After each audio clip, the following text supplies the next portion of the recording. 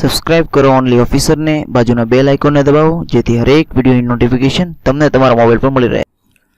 નમસ્કાર દર્શક મિત્રો, હું છું રાહુલ અને તમે જોઈ રહ્યા છો ઓનલી ઓફિસર। મિત્રો આજે વાત કરું છું 3 ઓગસ્ટનું જેટલું પણ કરંટ અફેર્સ બને છે તેની વિશે આ વિડીયોની અંદર ચર્ચા કરવાનો છું। તો આઈ મેક શ્યોર કે તમે આ વિડીયો લાસ્ટ તક જોતા રહો અને મારા નવા દર્શક મિત્રોને જણાવો કે તમે હજી સુધી મારી ચેનલને સબસ્ક્રાઇબ ન કરી મિત્રો અત્યારે સબસ્ક્રાઇબ કરી લો અને બાજુના ઘંટી બટનને દબાવી દો જેથી જ્યારે પણ વિડીયોઝ અપલોડ કરું ત્યારે તમારી ફોનની ઘંટી વાગી જાય। અને આ વિડીયોની પીડીએફ ફાઇલ નીચે ડિસ્ક્રિપ્શનમાં દીધેલી છે, ડાઉનલોડ કરી લેજો, એકદમ ફ્રી છે, તમારે એક પણ રૂપિયો ચૂકવવાની જરૂર રહેશે નહીં, એકદમ ફ્રી છે। અને વિડીયોઝ પસંદ આવે તો મિત્રો પ્લીઝ લાઇક જરૂર કરજો। કાલનો ટાર્ગેટ હતો 70 લાઇકનો, આજનો ટાર્ગેટ છે 80 લાઇકનો, જલ્દ से जल्द लाइक કરી દેજો। તમે લાઇક કરશો તો મને વધારે મોટિવેશન મળશે અને કોઈ આ જરૂરિયાતમંદ વ્યક્તિને, જરૂરિયાતમંદ સ્ટુડન્ટને આ વિડીયો જેના સુધી પહોંચી જશે તો એની દુઆ પણ તમને મળી રહેશે। તો without wasting time let's gate start. તો મિત્રો સૌથી પહેલાં જો પ્રશ્ન આવે છે કે તાજેતરમાં HSBCની ઇન્ડિયાના કયા નવા CEO બન્યા છે? તો સુરેન્દ્ર રોસા તેના CEO બન્યા છે। તો HSBCનું ફૂલ ફોર્મ શું છે? તો પહેલાં તો આપણે જોઈ લઈએ। HSBC એ હોંગકોંગની કંપની છે મિત્રો। તો HSBCનું ફૂલ ફોર્મ શું છે એવું પૂછી શકે ઘણીવાર, કેમ કે કોમ્પિટિટિવ એક્ઝામ રિલેટેડ પૂછી શકે, કેમ કે 2018માં હમણાં તાજેતરમાં આ CEO બનેલા છે સુરેન્દ્ર રોસા।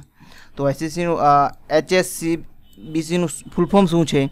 તો હોંગકોંગ શાંઘાઈ બેન્કિંગ કોર્પોરેશન। ફરીથી બોલું છું મિત્રો, HSBCનું ફૂલ ફોર્મ શું છે? તો હોંગકોંગ શાંઘાઈ બેન્કિંગ કોર્પોરેશન। તો એટલું વસ્તુ તમને આ ક્વેશ્ચનમાંથી આઈડિયા હોવી જોઈએ। ત્યારબાદ મિત્રો સેકન્ડ પ્રશ્ન આવે છે કે તાજેતરમાં મુનશી પ્રેમચંદની 138મી જન્મજયંતિ ક્યારે મનાવવામાં આવી હતી? કઈ તારીખે મનાવવામાં આવી હતી?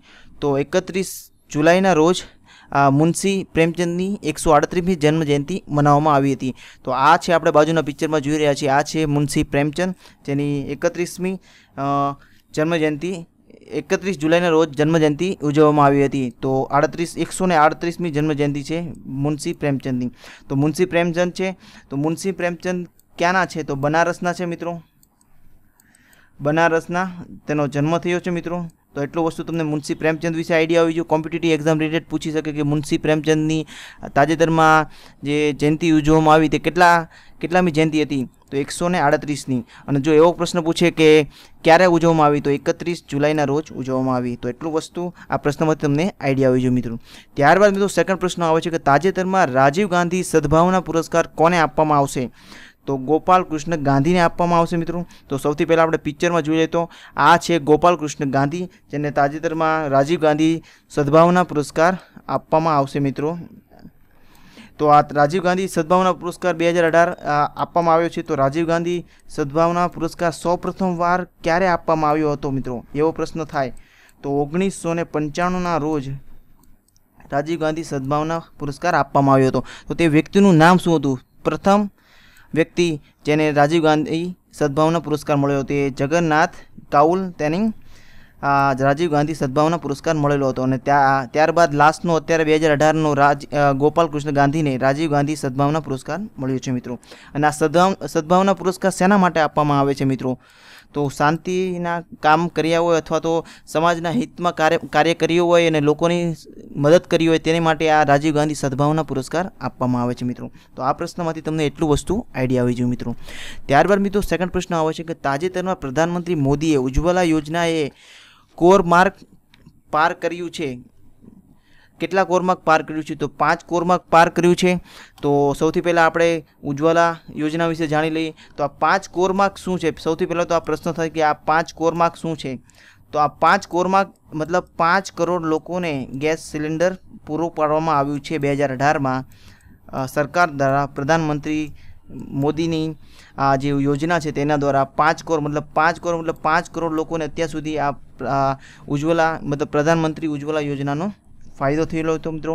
તો આ પ્રધાનમંત્રી ઉજ્જવલા યોજના છે તો સૌપ્રથમ વાત આ મતલબ ચાલુ ક્યારે થયેલી મિત્રો એવું પૂછે ઉજ્જવલા યોજના? તો 1 મે 2016ના રોજ આ પ્રધાનમંત્રી ઉજ્જવલા યોજના ચાલુ કરવામાં આવી હતી મિત્રો। તો એટલું વસ્તુ આ ક્વેશ્ચનમાંથી તમને આઈડિયા આવી જોઈએ મિત્રો। ત્યારબાદ મિત્રો સેકન્ડ પ્રશ્ન આવે છે કે તાજેતરમાં સુપ્રીમ કોર્ટના સૌપ્રથમવાર કેટલી મહિલાઓ ન્યાયાધીશ બનવા જઈ રહી છે મિત્રો? તો 3 મહિલા ન્યાયાધીશ બનવા જઈ રહી છે મિત્રો। તો આ છે આપણું સુપ્રીમ કોર્ટ જે આપણે બાજુમાં પિક્ચરમાં જોઈ રહ્યા છીએ. તો આ સૌપ્રથમવાર 3 મહિલા ન્યાયાધીશ બનેલી છે. તો સૌપ્રથમવાર 3 મહિલા ન્યાયાધીશ જે બનેલી છે સુપ્રીમ કોર્ટમાં, તો ત્રણે 3 મહિલાનું નામ શું છે? તો પહેલી મહિલા છે મિત્રો તે પનોત માત્રી, ત્યારબાદ સેકન્ડ છે ઇન્દુ મલ્હોત્રા, અને ત્યારબાદ જે અત્યારે તાજેતરમાં જે મહિલા સુપ્રીમ કોર્ટની ન્યાયાધીશ બની છે એ ઇન્દ્ર બેનર્જી જે ત્રીજા નંબરની મહિલા ન્યાયાધીશ બનેલી છે મિત્રો. તો એટલી વસ્તુ તમને આ સુપ્રીમ કોર્ટના ન્યાયાધીશ વિશે આઈડિયા હોવી જોઈએ. અને કઈ મહિલા છે? તો પહેલી મહિલા છે પનોત માત્રી અને સેકન્ડ મહિલા છે ઇન્દુ મલ્હોત્રા, ત્યારબાદ તે થર્ડ આવે છે ઇન્દુ બેનર્જી મિત્રો. તો એટલું વસ્તુ તમને આઈડિયા હોવી જોઈએ મિત્રો. ત્યારબાદ જે સુપ્રીમ કોર્ટના બન્યા છે તો સુપ્રીમ કોર્ટ પરથી પ્રશ્ન બને કે સુપ્રીમ કોર્ટના હાલના ચીફ જસ્ટિસ કોણ છે મિત્રો? મોસ્ટ એમ્પી ક્વેશ્ચન છે. તો દીપક મિશ્રા હાલના સુપ્રીમ કોર્ટના ચીફ જસ્ટિસ છે મિત્રો. ત્યારબાદ પ્રશ્ન બને કે આ સુપ્રીમ કોર્ટના છે તો સુપ્રીમ કોર્ટમાં કેટલા ન્યાયાધીશ હોય છે? સામાન્ય રીતે 31 હોય છે મિત્રો, પણ અત્યારે તાજેતરમાં સુપ્રીમ કોર્ટમાં 22 ન્યાયાધીશ છે મિત્રો. તો એટલું વસ્તુ આ પ્રશ્નમાંથી તમને આઈડિયા આવી જોઈએ મિત્રો સુપ્રીમ કોર્ટ વિશે. અને સુપ્રીમ કોર્ટમાં અત્યારે તાજેતરમાં કેટલી મહિલાઓ ન્યાયાધીશ બનવા જઈ રહી છે? તો 3. તો 3નું નામ તમને આઈડિયા આવી જોઈએ મિત્રો. ત્યારબાદ મિત્રો સેકન્ડ પ્રશ્ન આવે છે કે તાજેતરમાં કયો દેશ આસિયાનમાં જોડાયો છે મિત્રો? તો ઈરાન જોડાયેલો છે મિત્રો. તો સૌથી પહેલાં આપણને પ્રશ્ન થશે કે આસિયાન છે તો આસિયાનનું ફૂલ ફોર્મ શું છે? મોસ્ટ એમ્પી ક્વેશ્ચન છે, કોમ્પિટિટિવ એક્ઝામ રિલેટેડ પૂછી શકે. તો આસિયાનનું ફૂલ ફોર્મ શું છે? તો association of south east Asian nation. ફરીથી બોલું છું મિત્રો, આસિયાનનું ફૂલ ફોર્મ શું છે? તો association of south east Asian nation. તો ત્યારબાદ પ્રશ્ન બને કે આસિયાન છે તો આસિયાનનું સ્થાપના ક્યારે થયેલી? તો 8 ઓગસ્ટ 1967ના રોજ આસિયાનની સ્થાપના થયેલી હતી મિત્રો. ત્યારબાદ પ્રશ્ન બને કે એનું હેડક્વાર્ટર કઈ જગ્યાએ છે? તો ઇન્ડોનેશિયાના જકાર્તામાં તેનું હેડક્વાર્ટર છે મિત્રો. ત્યારબાદ જે આસિયાનમાં કેટલા દેશોનો સમાવેશ થાય છે મિત્રો? તો 10 દેશોનો સમાવેશ થાય છે મિત્રો. તો એટલું વસ્તુ તમને આસિયાન વિશે ખબર હોવી જોઈએ. ત્યારબાદ મિત્રો જે હમણાં તાજેતરમાં જે આસિયાન દેશમાં જોડાયેલો છે દેશ તે ઈરાન છે મિત્રો. તો ઈરાન ઉપરથી પ્રશ્ન બને. ઈરાન છે તો ઈરાનની કેપિટલ શું છે?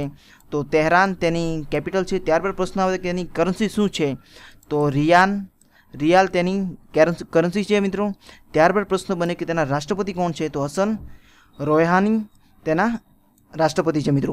તો આટલું વસ્તુ તમને આ પ્રશ્નમાંથી આઈડિયા હોવી જોઈએ મિત્રો. ત્યારબાદ મિત્રો સેકન્ડ પ્રશ્ન આવે છે કે તાજેતરમાં ટેસ્ટ ક્રિકેટમાં નંબર 1 કોણ બન્યું છે મિત્રો? તો વિરાટ કોહલી બન્યો છે મિત્રો.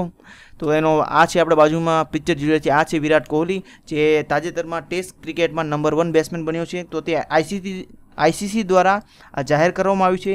તો આઈસીસીનું ફૂલ ફોર્મ શું છે એવું પૂછી શકે. તો આઈસીસીનું ફૂલ ફોર્મ છે ઇન્ટરનેશનલ ક્રિકેટ કાઉન્સિલ. ફરીથી બોલું છું મિત્રો, આઈસીસીનું ફૂલ ફોર્મ છે ઇન્ટરનેશનલ ક્રિકેટ કાઉન્સિલ. ત્યારબાદ પ્રશ્ન આવે કે તેની સ્થાપના ક્યારે થયેલી? તો 1909ના રોજ આઈસીસીની સ્થાપના થયેલી મિત્રો. ત્યારબાદ પ્રશ્ન બને કે તેની હેડક્વાર્ટર કઈ જગ્યાએ છે? તો દુબઈમાં તેનું હેડક્વાર્ટર છે મિત્રો. ત્યારબાદ પ્રશ્ન આવે કે તેના હાલના ચેરપર્સન કોણ છે? તો શશાંક મનોહર તેના ચેરપર્સન છે. ત્યારબાદ મોસ્ટ એમ્પી ક્વેશ્ચન છે કે આઈસીસીના સીઈઓ કોણ છે મિત્રો? તો તેના સીઈઓ છે ડર્બિન રોડ તેના સીઈઓ છે. તો એટલું વસ્તુ તમને આ પ્રશ્નમાંથી આઈડિયા આવી જોઈએ મિત્રો. ત્યારબાદ મિત્રો કાલના વિડીયોનો જે પ્રશ્ન હતો તેની વિશે થોડી ચર્ચા કરી લઈએ. તો કાલના વિડીયોના 3 પ્રશ્ન હતો. તો ફર્સ્ટ પ્રશ્ન છે ગુજરાતનો દરિયા કિનારો કેટલો છે? તો એનો આન્સર આવે છે 1600. ત્યારબાદ સેકન્ડ પ્રશ્ન હતો કે ગુજરાતના કેટલા જિલ્લાઓની સરહદ દરિયા કિનારાને સ્પર્શે છે? તો 15 જિલ્લાઓની સરહદ દરિયા કિનારે સ્પર્શે છે. ત્યારબાદ થર્ડ પ્રશ્ન હતો કે ગુજરાતમાં મગફળી સૌથી વધારે ક્યાં થાય છે? તો જૂનાગઢમાં સૌથી વધારે મગફળી થાય છે. તો ઘણા બધા સ્ટુડન્ટે આનો સાચો આન્સર આપેલો. થેન્ક યુ સો મચ મિત્રો. આવી રીતે ફીડબેક આપતા રહેજો જેથી તમને પણ આઈડિયા આવશે કે તમારી કેટલી હદ તક કોમ્પિટિટિવ એક્ઝામ રિલેટેડ પ્રિપેરેશન છે અને તમે કેટલી હદ તક પ્રિપેરેશન કરો છો મિત્રો. ત્યારબાદ મિત્રો જો તમે મારા નવા દર્શક મિત્રોને જણાવો કે તમે હજી સુધી તમારી ચેનલને સબસ્ક્રાઇબ ન કરી મિત્રો, અત્યારે સબસ્ક્રાઇબ કરી લો, બાજુના ઘંટી બટનને દબાવી દો અને વિડીયોઝ પસંદ આવે તો મિત્રો પ્લીઝ વિડીયોને લાઇક કરી દેજો. આજનો ટાર્ગેટ છે 70 લાઇકનો. જલ્દ સે જલ્દ આ 70 લાઇક પૂરી કરજો જેથી મને વધારે મોટિવેશન મળે અને આ વિડીયો કોઈ જરૂરિયાતમંદ વ્યક્તિ અથવા તો કોઈ સ્ટુડન્ટને મળી રહે તો એની એક્ઝામ રિલેટેડ એને મદદ પણ મળી રહે મિત્રો. તો વધારે લાઇક કરવા વિનંતી મિત્રો. ત્યારબાદ મિત્રો આજના વિડીયોના પ્રશ્ન છે કે રાણી રૂપમતીની મસ્જિદ ક્યાં આવેલી છે મિત્રો? તો અથવા તો કઈ જગ્યાએ છે? તો ઓપ્શન છે સુરત, ભાવનગર, અમદાવાદ અને વડોદરા. ત્યારબાદ મિત્રો સેકન્ડ પ્રશ્ન છે કે સુરતનું પ્રાચીન નામ શું છે? ઓમપુર, શેવપુરી, સૂર્યપુરી અને આલુપુરી। ત્યારબાદ મિત્રો થર્ડ ક્વેશ્ચન છે કે અડાલજની વાવ કયા જિલ્લામાં આવેલી છે? તો ઓપ્શન છે બારડોલી, જુનાગઢ, અમદાવાદ અને પાવાગઢ। મિત્રો જો મિત્રો તમને વિડીયોઝ પસંદ આવે તો પ્લીઝ લાઇક જરૂર કરજો। મિત્રો જો તમે કોઈ ડેલી બેઝ પર મારા વિડીયોઝ ખાલી 10 મિનિટનો તમે મારા વિડીયોઝ પર ટાઈમ આપશો તો તમે સારું એવું તમને કરંટ અફેર્સ મારા વિડીયોઝની થ્રુ તમને મળી જશે। તમારે કોઈ પણ જાતની બુક્સ વાંચવાની જરૂર રહેશે નહીં। ખાલી ડેલી બેઝ પર ખાલી 10 મિનિટ તમે આપો, તમારી કોઈ પણ કોમ્પિટિટિવ એક્ઝામ રિલેટેડ જો કરંટ અફેર રિલેટેડ કોઈ પ્રોબ્લેમ રહેશે નહીં, તમારે કોઈ બુક્સ વાંચવાની જરૂર રહેશે નહીં। ખાલી 10 મિનિટ તમારે ખાલી કોન્સન્ટ્રેશન સાથે આ વિડીયોઝ જોવાની જરૂર રહેશે। જો મારા નવા દર્શક મિત્રોને જણાવો કે હજી સુધી તમે મારી ચેનલને સબસ્ક્રાઇબ ન કરી મિત્રો અત્યારે સબસ્ક્રાઇબ કરી લો।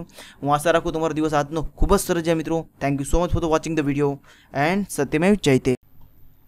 સબસ્ક્રાઇબ કરો ઓનલી ઓફિસરને, બાજુના બેલ આઇકોનને દબાવો જેથી હરેક વિડીયોની નોટિફિકેશન તમને તમારા મોબાઈલ પર મળી રહે।